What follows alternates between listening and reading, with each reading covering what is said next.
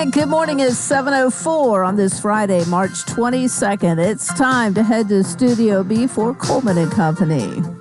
Hello, everybody, and welcome. Here we are on a Friday morning, and we're glad to have you with us. Of course, we have our Friday Senate report this morning. We're going to be talking about the Ag Hall of Fame on the second half, but right now it's time to talk about Wilson Bank and Trust, and I have Kayla Hawkins on the phone this morning. She's got a busy day going, no doubt, and Kayla, good morning. Good morning. It's nice to have you. Let me tell everybody you're EVP, Chief Financial Officer, and we got a lot to talk about this morning, so let's get started. What's on your mind? Well, today is Lisa Pominski Day, so we will be celebrating Lisa's retirement. She has been with the bank since it started in 1987, so we're celebrating 37 years of her legacy today. Right. Got a special 2-hour time for people to come and meet and greet and say goodbye, I think is kind of what it's like, right? Correct. From 2 to 4, we will have a reception for her in the operations building for anyone that would like to come give her well wishes on her retirement. Well, you have been working with her for quite some time, have you not? I have. We've been working together for 13 years. Mm-hmm. And you are going to be assuming the seat, the position that she has had all these years, as I understand. Maybe you've already taken over. Yes, sir. I have the honor to follow in her footsteps. Well, what's the Chief Financial Officer's duties all about? Tell us, for those who might not totally understand, need a little reminder here. It would be good to find that out this morning. Sure. We are responsible for managing the financial statements, the balance sheet, the loans and deposits, and really anything that goes into that. We're responsible for, safety and soundness of the organization, securing your deposits, and really we touch all areas of operations as well of the bank. So just a member of the executive team. Well, really a big load on the shoulders of the person who has this position. And, of course, Lisa, as we said, one of the original employees when they were in the old house there in 1987 when they started. Yep. Have you weren't around then, were you? Not here? No, I was actually born in 1987, so oddly enough. Well, I was going to suggest you have probably seen some pictures of the original building there, and then there's the bank has come a long way, and no doubt Lisa Pominski has had a lot to do with that and making sure we're in compliance and all the, as we say, the I's are dotted and the T's are crossed, right? Correct. Yeah, there are some really neat stories about that small house. Started with a very small group, so it's amazing what it's grown into. Well, let's find out a little bit more about you now. You've been around for a while here, so you've made your way up to be Chief Financial Officer. And how did you start at Wilson Bank?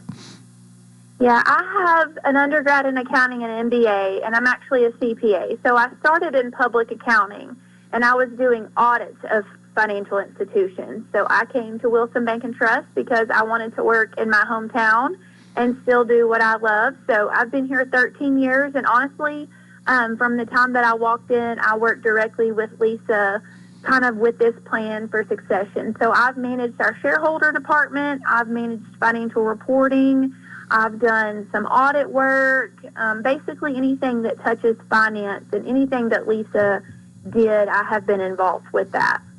Okay, well, I know the celebration this afternoon is in honor of Lisa, and I think she's done an incredible job. I've never heard anybody say anything really bad about her job, and it's all been very complimentary. But I hope that maybe you're going to be there as people say goodbye to Lisa. They can, if they don't know you, have an opportunity to meet you and talk to the person who is taking her place. Will that be possible? Yes, we'll all be there to celebrate her, but I will be there as well and be happy to meet anyone that I haven't had the privilege of meeting. Okay. And this is going to be in the Clemens Richardson Operations Center this afternoon from 2 to 4, right? You are correct. Okay. Well, we've got about a minute. Anything else? I think things are are going well in banking right now, especially as far as Wilson Bank and Trust is concerned. Looks like we got a good year going for us. Anything you want to say about that? Yeah, we just, we recently filed our financial statements from our area, so we had a great 2023 despite kind of some uncertain times in the banking industry and really the economy as a whole. But we had a great year, and then we've already had a great start in first quarter, so we're looking forward to 2024. All right, well, one more time, come and congratulate Lisa Pomenski on her years at Wilson Bank and on her retirement, and meet Kayla Hawkins as well this afternoon, 2 to 4, at the Clemens Richardson Operations Center, Wilson Bank and Trust. Kayla, thank you so much for being with us this morning. We appreciate it. Thank you. Have a great day. Right. Kayla Hawkins, EVP, Chief Financial Officer, and it is Wilson Bank and Trust, member FDIC, equal housing lender. They're still here, still independent, still committed to you, excellence in banking since 1987.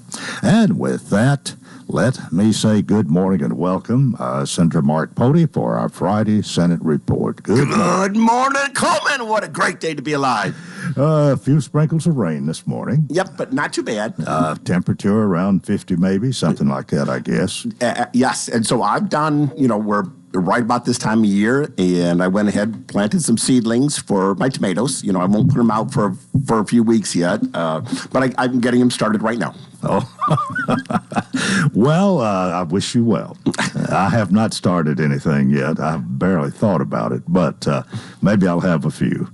Well, we've done them early. We've done them when we plant them sometimes right in the same time of late April. Sometimes I can't tell much difference between when you plant them and when you start them, but I'm anxious to get going, so I'd like to see them start coming up from seed.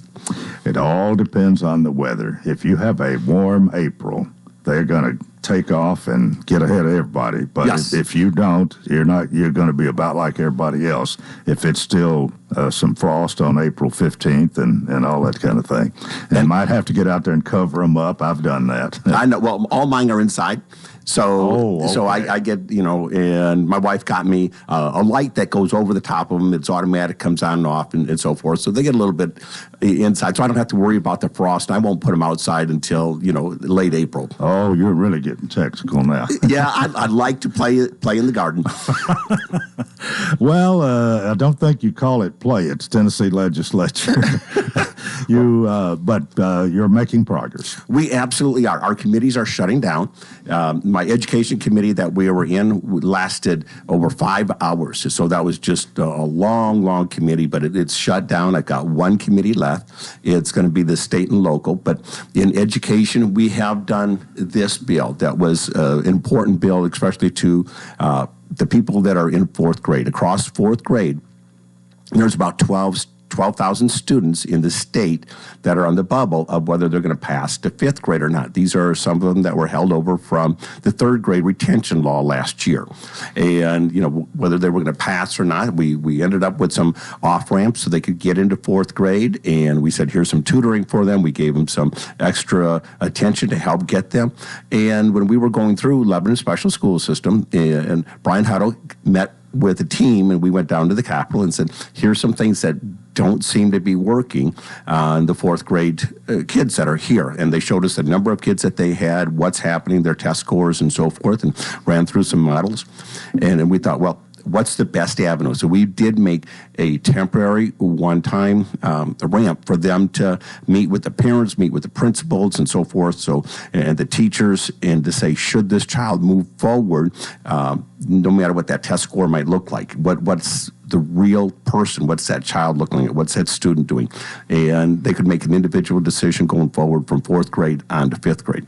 Now that's going to go away, but at least we made it for this year as we're seeing what the best systems are to make sure our kids get the education they need. Now, I guess it's too soon to know whether how well that's really going to work. That's exactly right. So the only thing we did was we made this as a temporary way that the principal, the teacher, and the parents can have a conference and talk about, here's the grades. They're not meeting the requirements, but what is the best source, or what is the best avenue for that student to go forward? Who's the ultimate decision up to? The parent. Oh. Okay, because we want the parents to be in charge of what this is it's their child. And they just need to know the pros and cons going forward of if their child's not meeting this requirement in the third grade and they weren't meeting in the fourth grade, what should happen. So that's a hard decision, I guess, but I would think in several cases for the betterment of the child, they might need to take fourth grade over again. And they might. So that's why this is going to be just a temporary thing. And that's why, because the third grade retention law just went into effect last year, and we're working through any kinks that might be, but I'm not going to hold a child hostage because there was a mistake made. So I want the parent to make that final decision of what's going forward, what is the best interest of the child. But in the future, when this goes away, they've got to be able to read at third grade. So some of the off-ramps that we made earlier, they're not going to be there. But the teachers know this, the superintendents know this, the principals know this, and we're making this a hard line to say, make sure your kids can read by third grade. You can't say that they're on a roll all the way through school, and then when they're actually taking a test, we're finding that they don't have those skills, and that's going to be a tough for the kids when we say, you've got to be able to read. I know there are some people that will say, hey, my kid can't take a test, and I've got some grandkids the same way. Testing are hard, so we've got to have the skills built into what can they do to make sure they can demonstrate that they know how to read and have retention of what they read. Okay, we've got more education to talk about, but it's time for us to take a break. This is our Friday Senate Report on Coleman and Company, FM 98.9. And let's see what's happening on the roadways. Thanks, Absolute Kubota. They'll help you rent the right tool for the job. The Kubota Orange Rental Program makes it easy to rent the right equipment. Stop by Absolute Kubota, check out the U35 excavator or the SVL 75 compact track loader. Absolute Kubota, 1506 West Main. Now at traffic, here's Chuck. Good morning. It's loading up pretty good now. Right on schedule coming out of Rutherford County, Murfreesboro, headed towards Antioch, towards Nashville on 24 westbound. Here at Bell Road, it's gotten a little bit heavier all the way up to Harding Place. Not too bad as you travel through the Mount Juliet area. Just watch for some radar on I-40 in parts of Wilson and out there in Dixon County as well this morning. A 24/7 reliable crane and rigging services right here in Middle Tennessee. It's Tomahawk Crane and Rigging. I'm Commander Chuck with your on-time traffic. For more than 36 years, Wilson Bank & Trust has been proud to serve communities all across Tennessee. As an independent local bank, we provide banking products competitive with large banks, but delivered with personalized local service. Wilson Bank & Trust has been community-focused since 1987 and looks forward to many more. Discover the power of local community banking that truly makes a difference. Give us a call or come on by any of our local 30 locations or visit wilsonbank.com to learn more. Member FDIC. Lots of vintage items are being featured in an online auction from Mike Walker Auctions. This is auction number 3 from the Dorothy Hicks estate and includes antique furniture, glassware, kitchenware, tools of all kinds, toys, and a large selection of classic R&B and rock record albums, cassette tapes, and 8-track tapes. Bidding takes place through 3 p.m. Sunday. To view and bid, visit MikeWalkerAuctions.com. We continue here on a Friday morning. Thanks to Senator Pody for being with us this Friday during the legislative session. We were just mentioning sports here. Kentucky lost last night to a number 14 seed, Oakland. I'd never even heard of them before. They beat Kentucky. Tennessee won, I think. I didn't see the whole game, but I didn't see hardly any of it. But they were ahead when I did see. But anyway, you got Super Bowl. Yes. So, right now we're March Madness, so things are going to be shaping up that way. And a lot of people take this college very, very serious on March Madness. But in Tennessee, the commissioner, Mark Ezell of tourism, came and said, look, we are in negotiation for the Super Bowl. And what we've got to do is be able to kind of, as we're negotiating for the Super Bowl, we can't let everybody know all the talks that are going on in the open records and so forth, because they said if, like, we're competing with Dallas or we're competing with North Carolina, they just have to look at what we're presenting and say we can meet that or match that, and where the other states keep that private. And he said, can you give us a little bit of leeway to keep this private? And he said, to do a Super Bowl, it's not like for the next year or two. This is years down the road, and because we're building the new Titan Stadium, it's going to be a very, very significant impact for Nashville.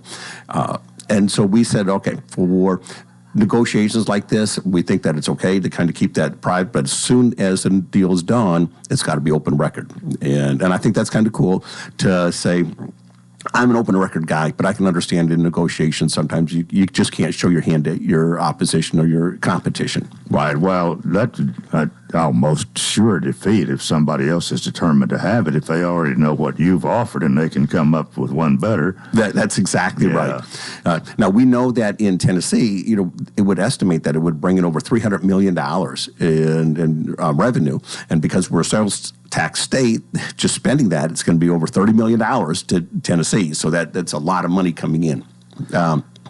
We had Leadership Wilson down, and so I got to ride the train with them, and Dory Mitchell, and they do an awesome job bringing them down every single year and letting everybody know what happens at the Capitol.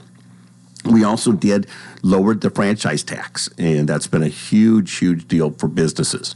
And Tennessee's been in a situation where our franchise tax is being challenged, the constitutional value of it if you're in multi-states.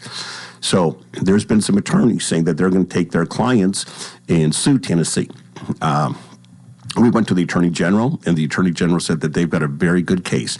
And if we don't change this legislatively, they could win. So we went ahead and lowered our franchise tax for everybody, and we're actually going to give some refunds to some of the companies that have actually filed this for the last couple of years. Now, I don't totally understand this, but was it that we had an excessive tax, we're charging too much, or is it the tax itself, or? So it basically says this, that we've got to take our tax and compare it to other states where the same company would be, and if our tax structure was excessive to what they're paying in other states, it wouldn't be fair. And now, it never went to court. Okay, and so the Attorney General said, if we take these steps, it should protect Tennessee. It's going to cost us about $1 billion in refunds. So it's a huge, huge deal. But in the end, it should save Tennessee taxpayers a lot of money so we don't have to go through all the lawsuits and still pay that out. Well, does this change just affect businesses outside Tennessee? Nope, it's going to change businesses inside Tennessee as well. So all of our businesses that are filing this franchise tax, they should either got to pay on the value of the property you own, the real property, or you pay on the net value of your company. And in this case, we're going to take the property part away from it. So it's just going to be a little bit different. It's going to give our businesses a tax break here. So even though we have a down budget, they're getting a break. That's good for business. It's not necessarily good for the state coffers here. That's exactly right. But we are dealing with it, and because do you think this is a fair thing? Was it unfair before? Really? I don't know if it was totally unfair. It was written that way, and each company could make a decision whether they wanted to do business in Tennessee or not. And they knew the tax laws going in, and they made that choice doing that. However, I got to respect what the courts are going to be saying and what the Attorney General says. And if our Attorney General, who I like and respect, if this is his best analysis, I'm going to go with that attorney's opinion. Mm-hmm. Okay. Well, we've got to deal with it, but when you and I had this little discussion about this 2 or 3 weeks ago, I thought I misunderstood a little bit what you were saying here. I thought we're totally doing away with the thing. No, we're going to lower it. We're going to keep it so it's going to be constitutionally valid for all the businesses doing it in Tennessee. So we're going to keep the excise tax. We're going to keep some of this, but at least it's going to be a break for our business owners. One other thing you'd note, I take it that there's no fear of repercussions to the change that you've made. I mean, they were saying the other was unfair. Will they find something unfair about this, or is this going to work? This should work, and the Attorney General is the one. He's the one that would have to defend it. And he said, if you do this, everything on the history of the courts, they said that they would accept this value, and that way a company can't come 2 years from now and say they have standing. So we're taking that away because they said if we had an issue, Tennessee addressed it and fixed it. Yeah. Okay. Well, let's get back to education for just a minute here, because I know there's been quite a bit of talk still about the school vouchers and all of this. What has happened? We got a bill in the Senate. We got a different bill in the House. Yes. And we hear from you on the Senate. We hear from Representative Clark, Representative Lynn about the other one when we talk about it. But they're two totally different bills, as I understand it. Yes. So, in fact, Leadership Wilson, when I was on the train, one of the commissioners sat with me, and we were talking about how it would actually affect Wilson County. Now, I can only talk about the one I'm voting for in the Senate and what's going on there. That's the one in front of me. And I said, Wilson County, if they don't want to accept any students, they don't want to be participating in this, they don't have to. This is a Wilson County decision. So, as an example, we're building a new school, and we're going to put students in there. There's going to be some seats in there. But we can say we're going to hold those seats for future growth in Wilson County. We're a fast-growing county, so we don't have to take outside students coming in. And if we had some students that left Wilson County to go into another district or to do homeschooling or whatever, they're going to make $4,000 per student for every student that leaves, and they don't have to teach them. So if we had 10 students that left Wilson County and to do the voucher, that's going to be $40,000, almost $44,000 Wilson County would actually have extra money, and they don't have to teach that student. So it's a win for Wilson County financially. Now, that's only the first year. The second year, they don't have the students, so they don't get that extra money. But for the first year, it's actually a financial gain for Wilson County. Now, that's only in the Senate. The House is different. We don't know what's going to end up in the final bill. We're negotiating back and forth. But this is what I want to do. I've talked in committee, and I want to make sure Wilson County is protected so we don't lose any money. We don't want this to cost Wilson County any money. Now, if we don't have a student to teach, that's different. But I don't want it costing us money because we have to accept students. What will happen on down the road with this Senate bill? I think that the Senate bill is going to be the final bill. We got the better bill, we got the stronger bill, and it's going to be a lot cleaner, a lot easier, and it's going to be the bill that we can say if it's not working, we can terminate this much quicker. The House bill's got so many strings on it and so much more. I'd be uncomfortable undoing the House bill, but the Senate bill is going to be a much easier bill to work with. Which is the governor favoring either one of these? Is one of these he's pushing as opposed to the other? He's pushing his own. So he's pushing his own. He's got a different one. Oh, but so we actually have three then.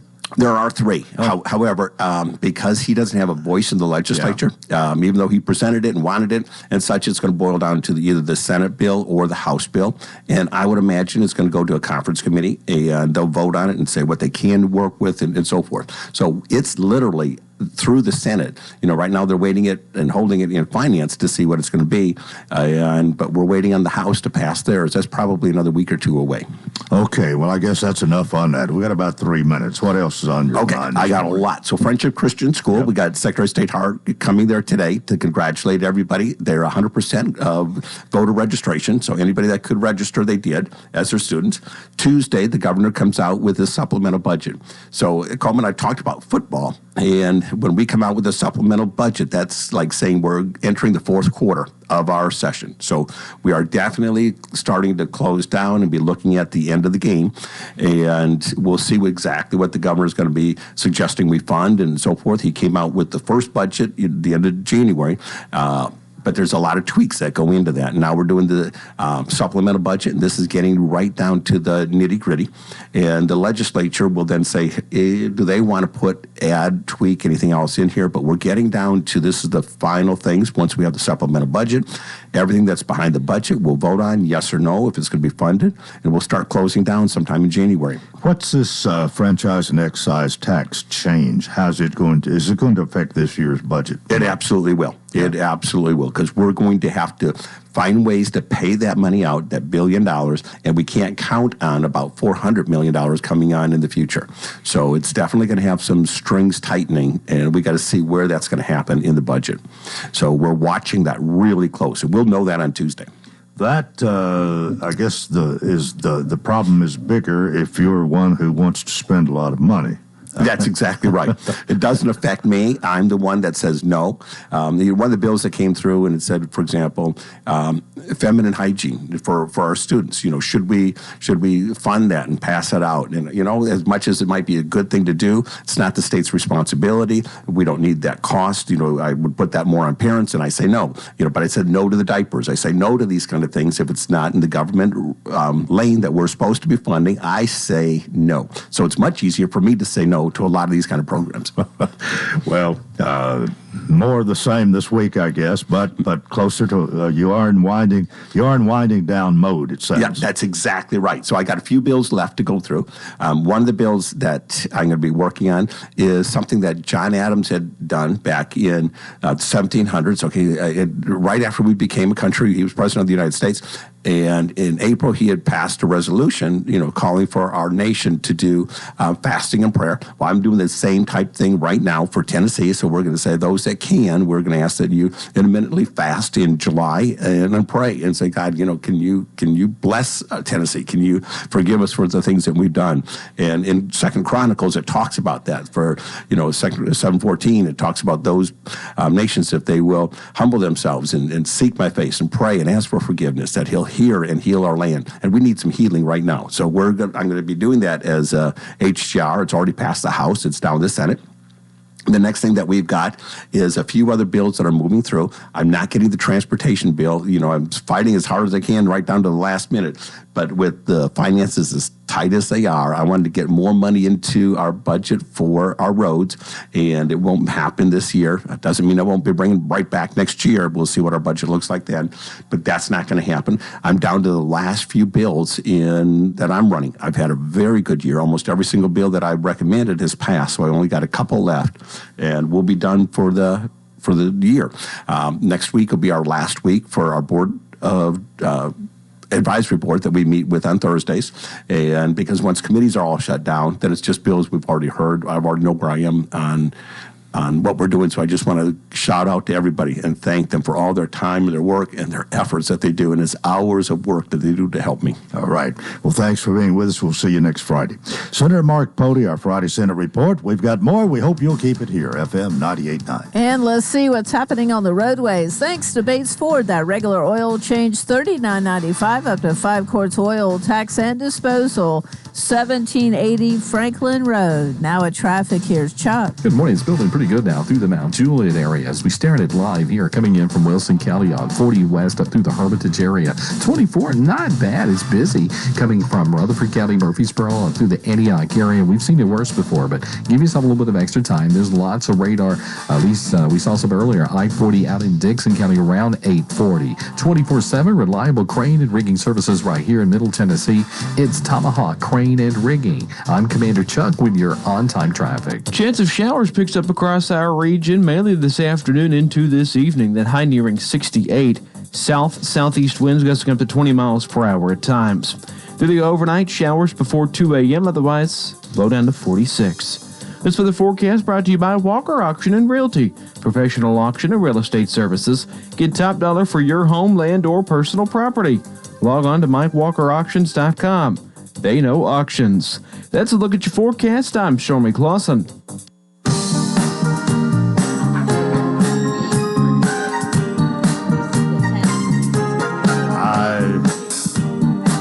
We continue and welcome you to part 2. Miss Judy, let me see that picture there. She is showing me the Wilson County, the place to be, the new license plates. And you and Medina both have one of these. Different number, but otherwise they look alike. And I guess mine is still waiting at the courthouse. They're at the courthouse. Oh, okay. Good morning, Medina. Good morning, Coleman. All right, your mic's on now. It's Freaky Friday. Well, it's a little different when you two walk in here. Now, what does that mean?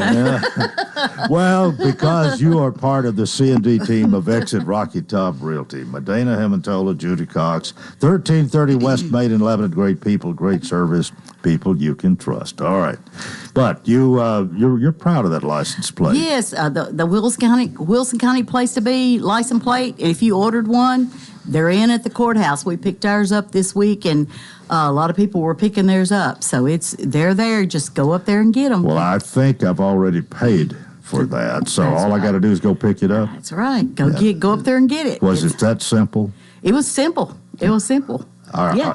You agree? Okay. It was simple and it's very pretty. Yeah. Well, I want to get that on the back of my car. I think it's neat, though. Wherever we go, they know we're from Wilson County. There It's the you place go. to be. Yeah. So. If you have 2 vehicles, get an ag tag one. You want to say that again? If you have 2 vehicles, get you an ag tag while you're there too. All right. Well, we'll get into that more a little bit later. But what's going on? Well, we had our real estate banquet last night over at the Expo. We used to have it for years in Nashville down at the Marriott, and this year and last year they moved it to the Expo Center, and we absolutely love not having to drive all the way to Nashville and have our awards banquet, and that's when they celebrate all the real estate awards for the year for last year. And we just wanted to say congratulations to Phyllis Webb. She got Realtor of the Year, and we're so proud of her. Mm-hmm. She does a great job, and she's well-deserving. She participates, and, to be Realtor of the Year, it's not just about how much you sell. It's about what you do with real estate and all the committees and the stuff done at the Capitol and everything, just helping out. And she is well deserving of that, and she was so excited because she did not know she was getting it. Well, there's some others out of your office that have achieved that, right? Yes, there Miss are. Doris Gorman. Yes. And Miss Judy Cox. I was thinking Yeah.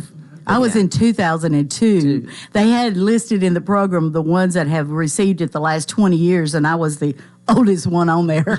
So I was like, okay. But anyway, we want to congratulate Phyllis because she well deserves that. Good. And then I wanted to make one announcement, too. On Sunday afternoon, our church at Emmanuel Baptist Church is having their Easter musical at 4 o'clock. Just one performance on Sunday afternoon at 4 o'clock. And our multi-generational choirs, which means children's choirs and the youth choirs and the college choirs, they'll all be singing with the adult choir. So if you want to have about an hour and 15, 20 minutes of good music, and we'll have some sing where the congregation sings also, come at 4 o'clock on Sunday at Emmanuel Baptist Church. And you're part of that choir, right? Yeah, I think I have been since I was 13, so it's kind of been a long time. I was in the choir. I just didn't know it. Well, I'll let Medina talk about some listings now. What kind of listings you Well, have? we have all types of listings, and today I'm going to talk about 3 different listings at 3 different price ranges because that will hit somebody in our listening area. We'll be looking for something in this price range. We have one in Crossville. So Crossville's not far from here. It's a little drive, of course, but if you're looking to be closer to Crossville because you have family or whatever the case may be, we have one in Crossville at 13536 Lantana Road in Crossville. It's a ranch style home. It has three bedrooms, 3 full baths.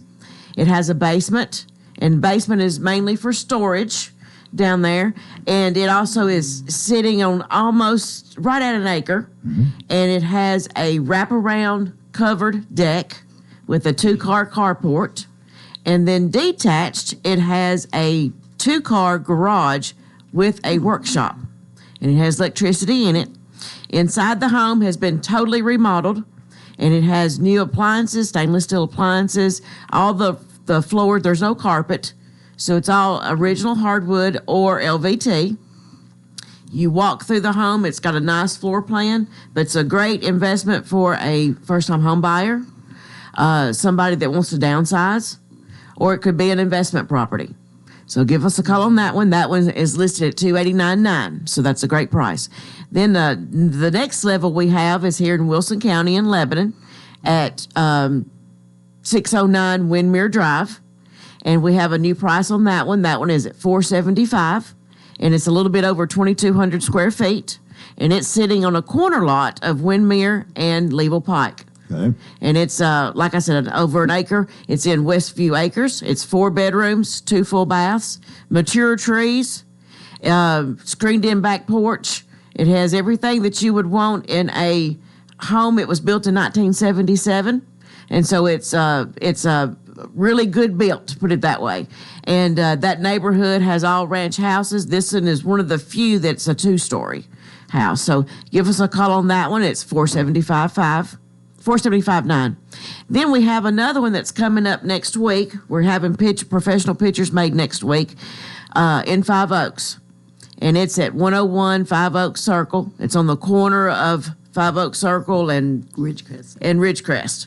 And great floor plan. It's 4 bedrooms, 3.5 baths, a little bit over 3,900 square feet. One of the most perfect floor plans I think I've ever been in. It flows really well, been very well taken care of, and it's on a half an acre lot. So we'll have more details on that one next week because it'll go active next week. Mm-hmm. But that one will be listed at $879,900. Good. So give us a call. So if you're looking for a house in the 200s, in the 400s, or in the 800s, give us a call on that one. And then we also have land. We have land, 10 acres on Rutledge Lane, that's just been reduced to $299,900.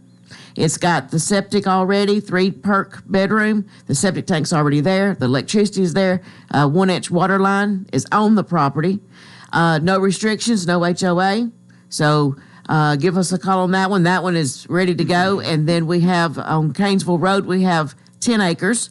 It does not perk, but if you're looking for something just to put recreational vehicles, hunting, somebody might even want to put a cemetery on it. Oh. You can do that. It does not perk. So give us a call. That one's at $199,000. So we have a little bit of everything.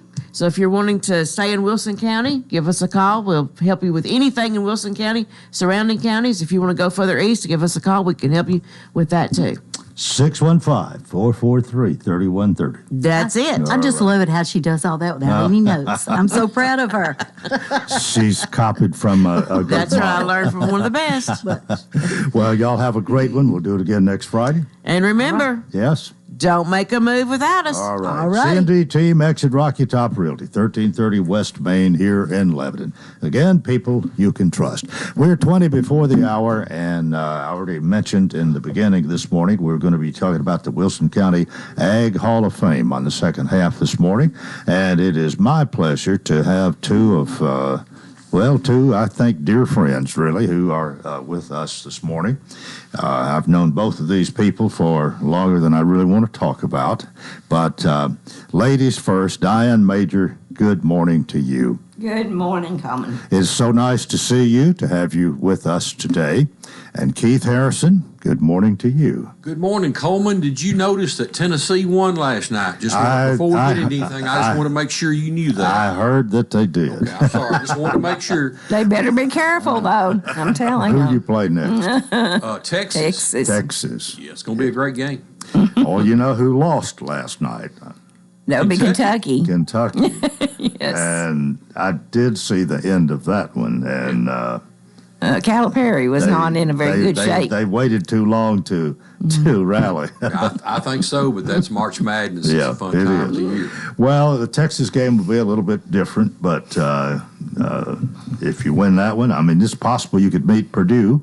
Of course, they got to win, too. They got to win, too. That's March Madness, though. It's a fun time of the year, and it's spring on farms in Tennessee, in Wilson County and in Tennessee, so it's pretty exciting, and it leads us right into the Ag Hall of Fame. Yeah, and we're glad to have you here and to talk about this.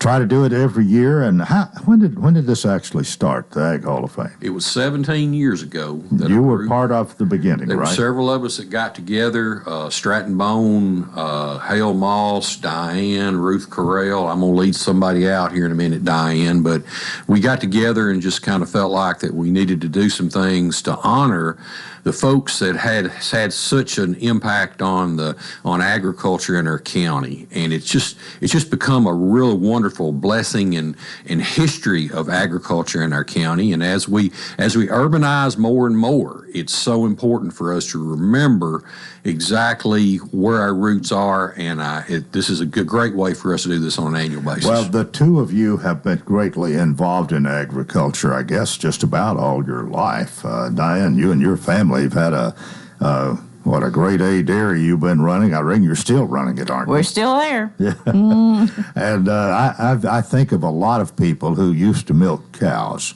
who don't anymore, but you're one of few who have stayed with it. And I guess that in itself is really an honor and a blessing. We got somebody that still milks those cows. That's right. That's right. Keith, you're involved in several ways in agriculture. You farm a lot of acreage and do a lot of things. Cattle's your thing, isn't it? We raise beef cattle and hay. My grandfather was a dairy farmer, like so many in the county, and agriculture's always been a part of our family. We've got the 5th generation of Harrisons living on our farm right now. We're right on the Wilson-DeKalb County line, and but we're mighty proud to be in Wilson County.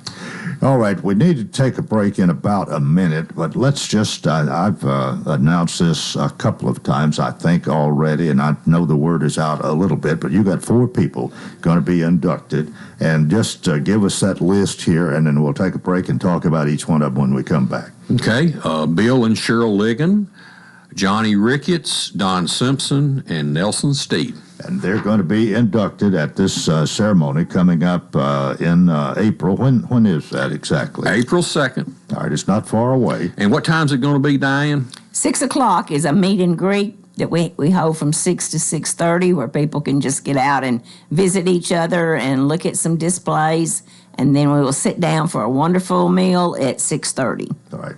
And then there'll be somebody, either the person or somebody, to talk about each one of them and tell things that people need to know about their career in Wilson County agriculture. So it's a great evening. It's a great evening. The stories that are told are so heartwarming, and it's a family thing. Agriculture is a family industry, and it's just so great to hear about how these families have come together and made agriculture possible. Okay, well, I guess just about any place, if you get enough people, it's limited, but usually you have a full house if it's not totally sold out. How much are the tickets, and where do you get them? $30. All right. You can get them at the Wilson County Soil Conservation Office. If you cannot get out and come to the office, you can give us a call at 444-1890, and we can hold you tickets at the door. Okay.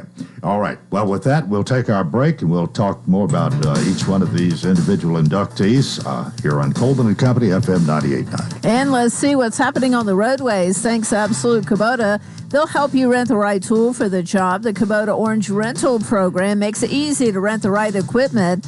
Stop by Absolute Kubota, check out the U35 excavator or the SVL 75 compact track loader, 1506 West Main. Now at traffic, here's Chuck. Good morning. We have a couple of accidents still getting some attention out here. Right now, we're seeing that heavy traffic push coming in right now from Rutherford County, Murfreesboro, to the Antioch area on 24 westbound, all the way into Davidson County. It's crowded now. It wasn't bad earlier, but now it's starting to get a little bit busy down through Millersville on 65 southbound, coming in through that section of Sumner County. Same thing there in Hendersonville as that builds westbound. Vietnam vets from Gallatin Pike all the way to Conference Drive. Prince's Hot Chicken, they've got you covered for catering. Check out that awesome menu this weekend, princeshotchicken.com. I'm Commander Chuck with your on-time traffic. Hey, this is Dr. Derek Gregory, and I'm proud to announce to you the opening of our brand new dental practice, Gregory Dental Group, at 1746 West Main Street, just across the road from Sports Village. Come experience modern dentistry at its best. We're always welcoming new patients, and I truly look forward to taking the best care of all your dental needs. Come by or call us today. That's Gregory Dental Group, 615-444-0322, or online at myLebanonTNDentist.com. Gregory Dental Group, compassion, knowledge, skill. Good day, sunshine. Spring is in the air. Yes, spring is a reminder of how beautiful change can truly be. Do you need a change? Call us to help you buy or sell a home. You're only here for a short visit. Don't hurry, don't worry. Be sure to smell the flowers along the way. And remember, don't make a move without us. Call Judy Cox or Medina Himmensholler at Exit Rocky Top Realty, CNDT 443-3130. We continue here on a Friday morning. Welcome to our program. If you just joined us, we certainly welcome you anytime during the hour. With me this morning, we have from the Ag Hall of Fame committee, I guess we would say, we have Keith Harrison and we have Diane Major, and there are others who are on that committee. And y'all put your heads together, and with the help of people who are wanting friends or relatives or neighbors inducted into that Hall of Fame, you have plenty to choose from every year, don't you?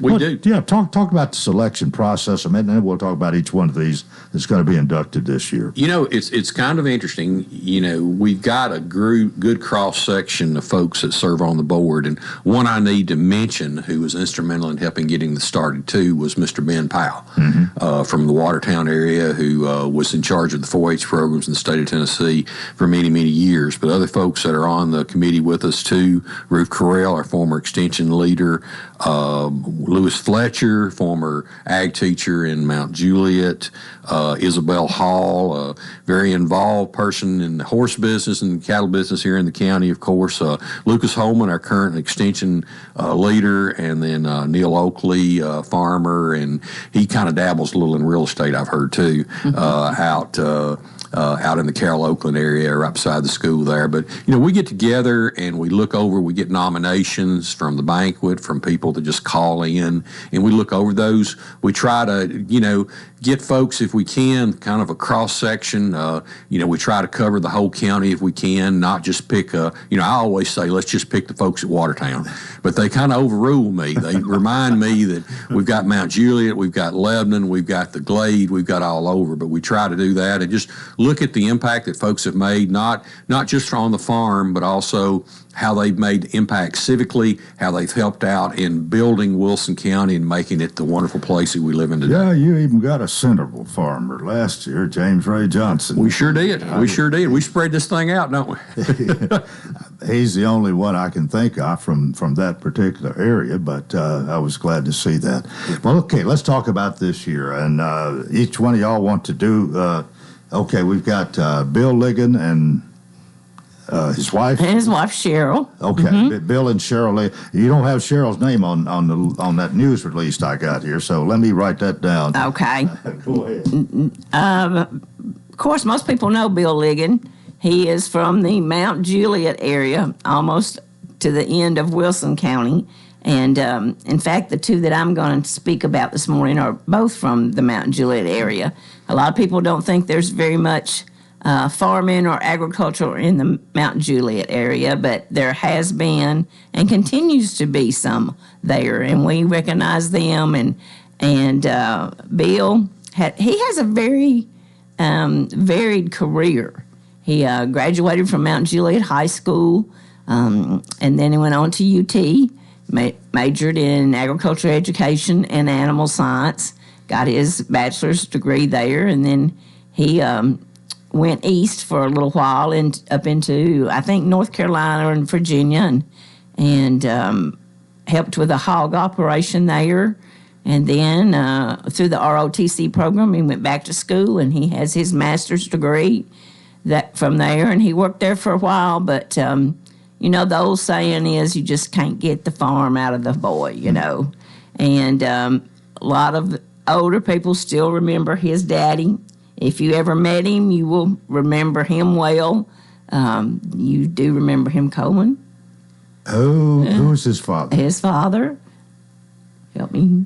Herschel. Herschel Ligon. Oh, Herschel Ligon. Absolutely. Right. Yes, I remember So Mr. Herschel very well. Mr. Herschel was involved, went to Washington several times to speak on behalf of agriculture and agricultural issues. And so Bill had that calling to come back to the farm, and he did come back to the farm, and he did teach agriculture in Westmoreland for 16 years, I think, and then even in Watertown for 14 years, all the while helping his dad and then running the farm there too. Mm-hmm. He has a very diversified operation, hogs and cattle and sheep and eggs, and he has a son that also went to UT, and he has received his veterinarian degree there. And he is still in the county, works in and around the county, so we're looking forward to seeing him and his sister there.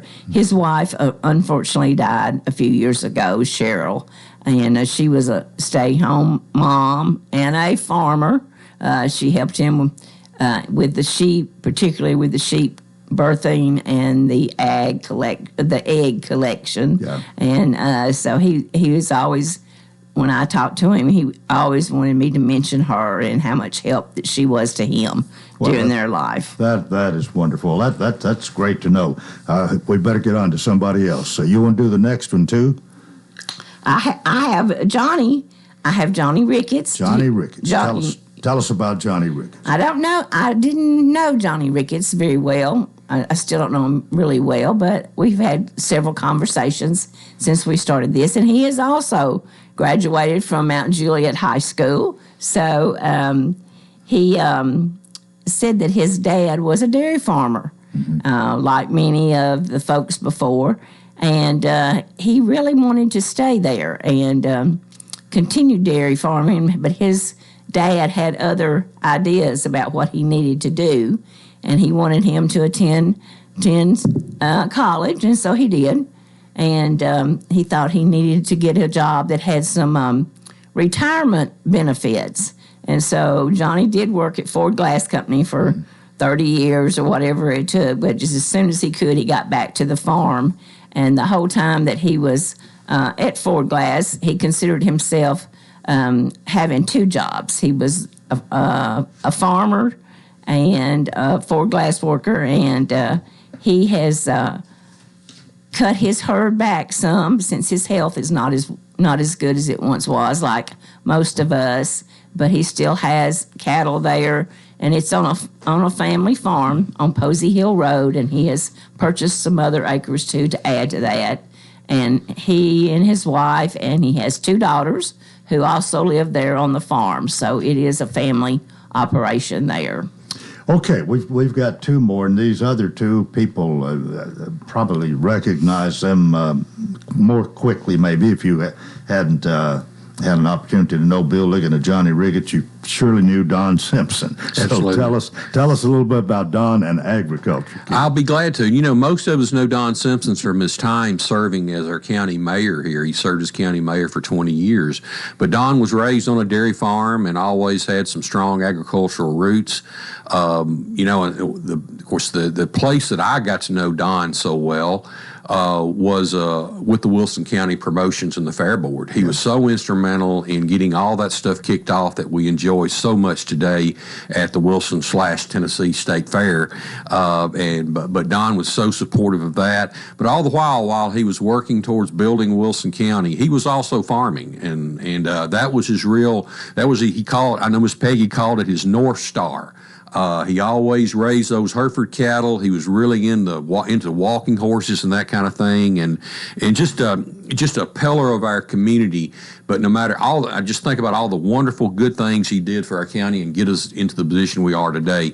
But agriculture was what he really held true to too. Well, I think he certainly belongs in the Ag Hall of Fame. Absolutely. And again, remind everybody, this is on April the 2nd. That's a Tuesday night? Yeah. Yes. And tickets are $30. And you can get them now, or you can call. What's that number again? 444-1890. And get your ticket reserved, and then get it that night if that'll fit your cause better. All right, we got one more we need to talk about. So, Keith, I'll be fast. Nelson Steed. We saved the best okay. for last, I think, here, if I could say that, because Nelson certainly was a great friend of Wilson County. You think about Nelson Steed, you think of Steed Brothers and the work they've done in contracting and building in the county. But all the while Nelson was involved in that, he always farmed. And he always, in everything he did, he brought, he got involved in the Pinnacle Bank and others. He always brought agriculture. Cedarstone. I'm sorry. I was close. Wait a minute. The Pinnacle and the Cedarstone folks, well, they'll jump on me. Y'all can do that. But he always brought agriculture out. And then, of course, we had the opportunity, Coleman and Diane, to serve with him on the Wilson County Promotions Fair Board. Yeah. And he was vice president for a number of years, always so supportive of those agricultural events. And he always wanted to make sure that we kept agriculture at the forefront of the Wilson County Fair, and that's what's made it so great over the years, and now it's a Tennessee State Fair. Well, one of the other things they did, they raised a lot of vegetables and things and sold them down there on the farm. It's amazing the different things Nelson was involved in.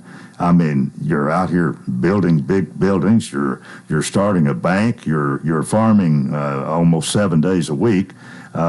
You read that list there that he was involved in, and I recall all of that after reading it, being reminded of it. But Nelson was a pillar in our community. He was, and he and his family developed a USDA meat processing facility there too. So yes, he was involved in gardening, vegetable production, and everything else. But he was, they were raising hogs and a little bit of everything else. It was a family affair, and we're so excited about having the opportunity to induct him into the Hall of Fame. Well, if you want to have a really nice evening, and I've made most of these, haven't been to all of them, but I try very hard to, and it's an evening I really look forward to.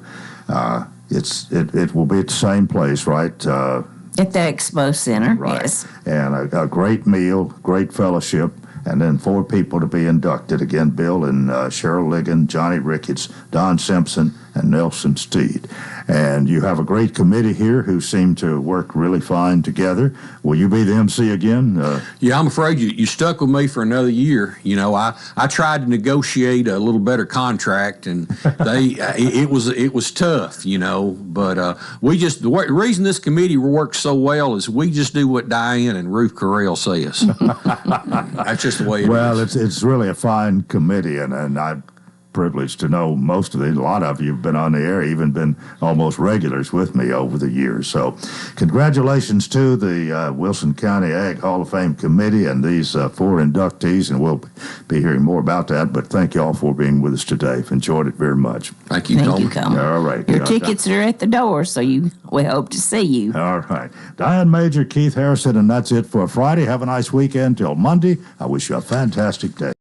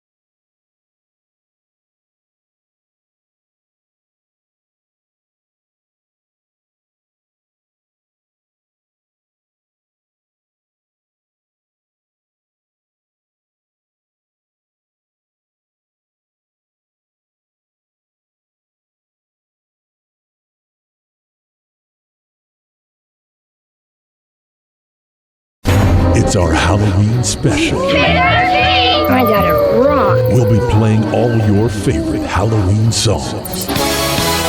It's alive!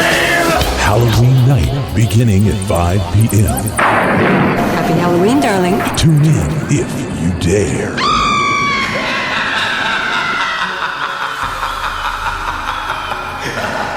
Halloween's my kind of a holiday.